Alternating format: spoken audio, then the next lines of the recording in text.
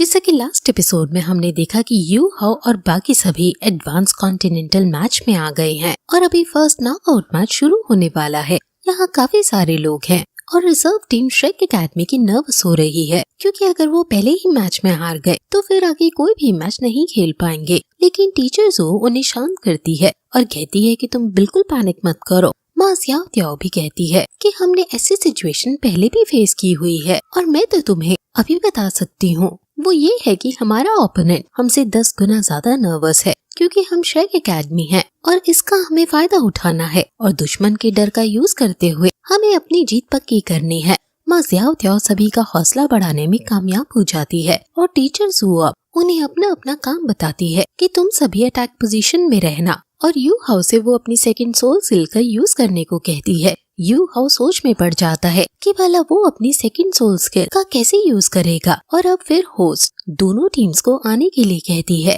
इसलिए Shrek team अब arena में जाने लगती है। बीबी मेन सेंटर में आते हुए आगे बढ़ता है क्योंकि इस मैच में सिर्फ रिजर्व टीम के मेंबर लड़ने आए हैं और इनमें सबसे ताकतवर बीबी है।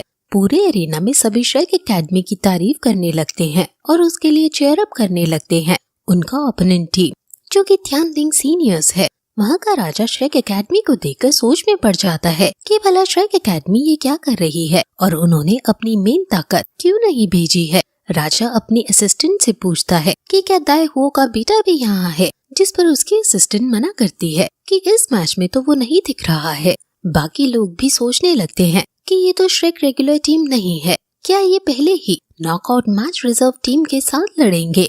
यू हाओ को तांगशान वाला ऑरा महसूस होने लगता है क्योंकि तांगशान ने भी अपने नाम बनाने की जर्नी कॉन्टिनेंटल एडवांस ट्रेनिंग से स्टार्ट की थी और अगर आपको वो पार्ट फिर से देखना है तो आप आई बटन पर दिए गए लिंक पर क्लिक करके देख सकते हैं। श्रेक डेविल्स अब अपनी प्लानिंग करते हैं और बीबी कहता है कि हमें सिर्फ जीतना ही नहीं बल्कि हमें श्रेक एकेडमी की जीत को बहुत सुंदर तरीके से जीतना है और अब यू हाओ उन्हें उनकी पोजीशन और रोल बताता है। अब होस्ट वहाँ आती है और अनाउंस करती है कि थियानलिंग सीनियर्स और श्रेक एकेडमी के बीच ये मैच शुरू होगा और फिर गेम स्टार्ट हो जाता है। थियानलिंग सीनियर्स अपनी एक फॉर्मेशन बनाते हैं और इस फॉर्मेशन का नाम क्लासिक 3-2-1-1 फॉर्मेशन है जो कि ऑफेंसिव और डिफेंसिव दोनों है। राजा ये सब ऊपर देखकर ऑब्जर्व कर रहा है और फिर वो श्रेक एकेडमी के फॉर्मेशन देखता है और शॉक हो जाता है क्योंकि वो तो बस ऐसे ही खड़े थे बिना फॉर्मेशन के। अब श्रेक एकेडमी से यू हाओ आगे आता है और वो अपने सेकंड स्पिरिट रिंग जिससे वो जितनी चाहे उतनी लेवल की सोल रिंग्स का भ्रम यानी इल्यूजन पैदा कर सकता है उसको यूज करता है और वो शुरू में ही 1 लाख साल पुरानी सोल रिंग को सबके सामने रखता है। ये देखकर सब हैरान हो जाते हैं कि आखिर इतनी सी उम्र में ये बच्चा इतना टैलेंटेड है। लेकिन फिर वो अपनी सोल रिंग और निकालता है और 2 लाख साल पुरानी, फिर 3 लाख साल पुरानी, फिर 5 लाख साल और फिर फाइनली 6 लाख साल पुरानी सोल रिंग वो अपनी उन्हें दिखाता है और ये देखकर सभी हाथ में आ जाती है। राजा भी शॉक में ये देखकर खड़ा हो जाता है कि आखिर ये किस तरह का मॉन्स्टर है। उसकी सोल रिंग बाहर तक नजर आने लगती है और इसी डर की वजह से थियानलिंग सीनियर्स तुरंत डिफेंसिव पोजीशन में आ जाते हैं और डिफेंसिव फॉर्मेशन की वजह से वो सभी अब पास पास आकर खड़े हो जाते हैं और इसी बात का फायदा उठाकर वैन टोंग तुरंत यू हाओ के पीछे आ जाता है और दोनों अपनी फ्यूजन मार्शल सोल टेक्निक का यूज करके गोल्डन रोड का यूज करते हैं क्योंकि वो सभी पास पास थे। इसलिए जो एक ड्रॉबैक गोल्डन रोड में है कि ये सिर्फ स्ट्रेट लाइन में जाती है वो ओवरकम हो जाती है और ओपोनेंट गोल्डन रोड के अंदर जम जाते हैं और गेम फिर यहीं ओवर हो जाता है। ये देखकर सभी लोग हैरान हो जाते हैं कि ये मैच तो शुरू होते ही खत्म हो गया। होस्ट भी श्रेक एकेडमी को विनर अनाउंस कर देती है और यू हाओ भी कहता है कि तुम सब याद रखना कि हम श्रेक एकेडमी से हैं और ऊपर से हम टैंगसेक से भी बिलोंग करते हैं। ये सुनकर सभी श्रेक एकेडमी और टैंगसेक दोनों के लिए चीयर अप करने लगते हैं। टीचर जुओ जब वो वापस जा रहे थे तो यू हाओ से कहती है कि अटैक तुम्हारा बहुत हार्श था, जिस पर यू हाओ सभी को सुनाते हुए कहता है कि मैंने बस ये आशा की थी कि वो जिंदा बच जाए। ये सुनकर सभी और ज्यादा डर जाते हैं और समझ जाते हैं कि ये असली मॉन्स्टर है और श्रेक एकेडमी का मोटो ही मॉन्स्टर को क्रिएट करना है।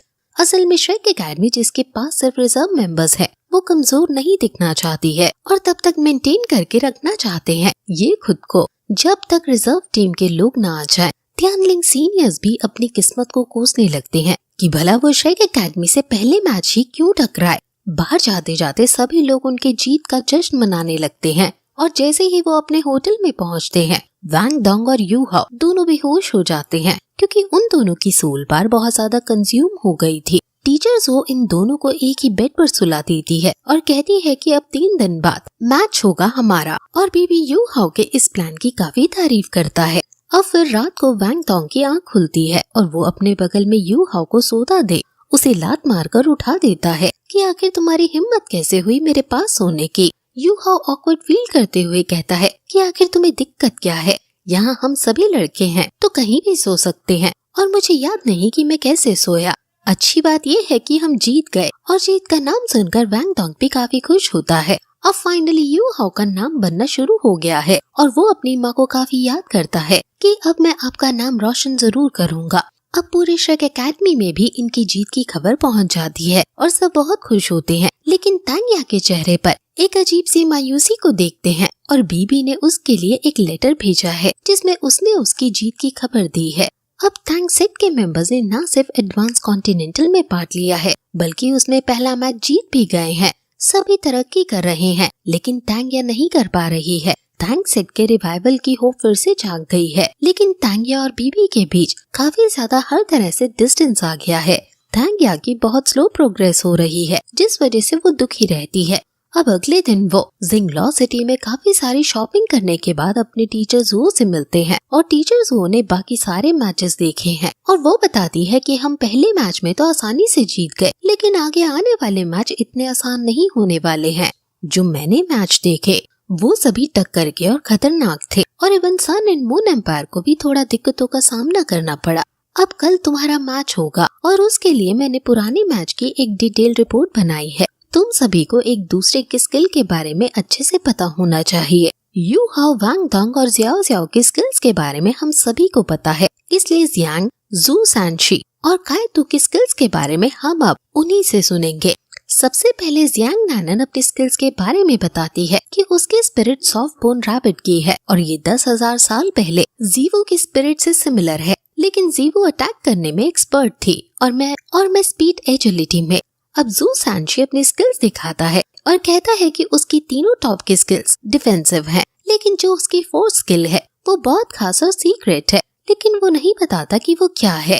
अब टीचर्स वो काइतू से पूछती है कि तुम अपनी मार्शल स्पिरिट का यूज नहीं करते हो और मैंने सुना है कि तुम्हारे पास फूड टाइप की स्पिरिट है, जिस पर काइतू हाँ कहता है और कहता है कि उसने इसे ज्यादा कल्टीवेट नहीं किया है और उसकी एबिलिटी कोई खास नहीं है। वो फिर कुछ लॉलीपॉप बनाता है जिससे तुरंत जियाओ जियाओ ले लेती है और उन्हें सुंदर बताती है।